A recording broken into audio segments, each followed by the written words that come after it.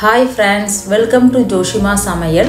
Krishna Jayanthi special அவல் முறுக்கு எப்படி செய்யறதுன்னு பார்க்கலாம் வாங்க.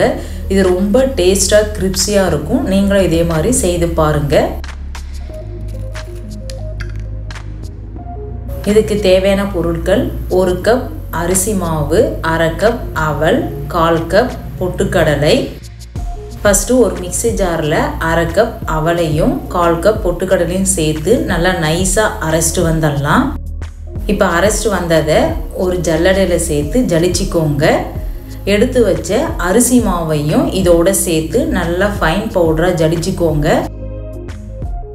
இப்போ ஜலிச்சு எடுத்தாச்சு. இது மாதிரி ஜலிச்சாதான் முறுக்கு குழாயில் போட்டு பிழியும் போது நல்லா நைஸாக வரும். இதில் 1 டீஸ்பூன் எள்ளு, 1/2 டீஸ்பூன் ஓம்பம், 1/4 டீஸ்பூன் உப்பு, 2 டீஸ்பூன் நெய் சேர்த்துக்கிறேன் நான். நீங்கள் நெய்க்கு பதில் பட்டர் கூட சேர்த்துக்கலாம். அப்படி இல்லைன்னா சூடு பண்ண எண்ணெய் கூட சேர்த்துக்கலாம். இதை கையை வச்சு நல்லா பிசைஞ்சு விட்டுக்கோங்க. பிசைஞ்சதுக்கப்புறம் இதை மாதிரி பிடிச்சி பாருங்கள். கொழுக்கட்டை மாதிரி பிடிக்க வந்தால் இதான் கரெக்டான பதம். இதில் 1 கப் சூடு பண்ண தண்ணி சேர்த்துக்கிறேன் நான். இதுக்கு கரெக்டாக 1 கப் தண்ணி எனக்கு கரெக்டாக இருந்தது. உங்களுக்கு இதை மாதிரி ஊற்றுறதுக்கு பயமாக இருந்துச்சுன்னா கொஞ்சம் கொஞ்சமாக தெளித்து விட்டு கூட பிசைஞ்சிக்கோங்க. இதை ஒரு ஸ்பூன் வச்சு நல்லா பிசைஞ்சிக்கோங்க. கை வச்சா சுடும், அதனால் நான் ஸ்பூன் வச்சு பிசைஞ்சிக்கிறேன். இப்போ எல்லாம் பிசைஞ்சதுக்கப்புறம் மூடி போட்டு மூடி ஒரு 10 நிமிஷம் அப்படியே இருக்கட்டும். இப்போ 10 நிமிஷம் ஆயிடுச்சு. கையை வச்சு நல்லா பிசைஞ்சிக்கோங்க. எனக்கு 1 கப் தண்ணி கரெக்டாக இருந்தது.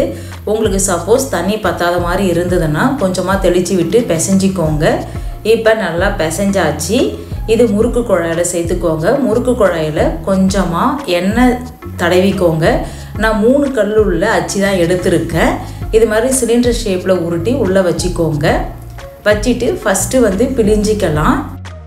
ஒரு கரண்டியோ இல்லை சின்ன சின்ன தட்டு ஏதாவது இருந்ததுன்னா இதை மாதிரி புழிஞ்சு வச்சுக்கோங்க. அப்போ தான் போடுறதுக்கு ஈஸியாக இருக்கும். வானலில் தேவையான அளவு எண்ணெய் ஊற்றி எண்ணெய் காஞ்சதும் புழிஞ்சு வச்ச முறுக்கை உள்ளே சேர்த்துக்கோங்க. அடுப்பை சிம்லேயும் வைக்கக்கூடாது, ஹை ஃப்ளேம்லேயும் வைக்கக்கூடாது. சிம்மில் வச்சிங்கன்னா எண்ணெய் நிறையா குடிக்கும். ஹையில் வச்சிங்கன்னா டக்குன்னு கருகிடும், வேகாது. ஒரு சைடு வெந்தது இன்னொரு சைடு திருப்பி போட்டுக்கோங்க. இது மாதிரி பபுள்ஸ் அடங்கினதுக்கு அப்புறம் முறுக்கு எடுத்து வச்சுக்கோங்க. இது வெள்ளையாக தான் இருக்கும் இந்த முறுக்கு. இதை மாதிரி எல்லா முறுக்கையும் செய்து எடுத்து வச்சுக்கோங்க. இது வரைக்கும் ஜோஷிமா சமையலை சப்ஸ்கிரைப் பண்ணனா சப்ஸ்கிரைப் பண்ணிக்கோங்க. பக்கத்தில் உள்ள பெல் ஐக்கானையும் ப்ரெஸ் பண்ணிக்கோங்க. அப்போ தான் நான் போடுற வீடியோ உங்களுக்கு உடனுக்குடன் நோட்டிஃபிகேஷனாக வரும். எவ்வளோ சூப்பராக இருக்குது பாருங்கள். நீங்களும் இதே மாதிரி வரப்போகிற கிருஷ்ண ஜெயந்திக்கு உங்கள் வீட்டில் செய்து பாருங்கள். ஓகே, பாய்.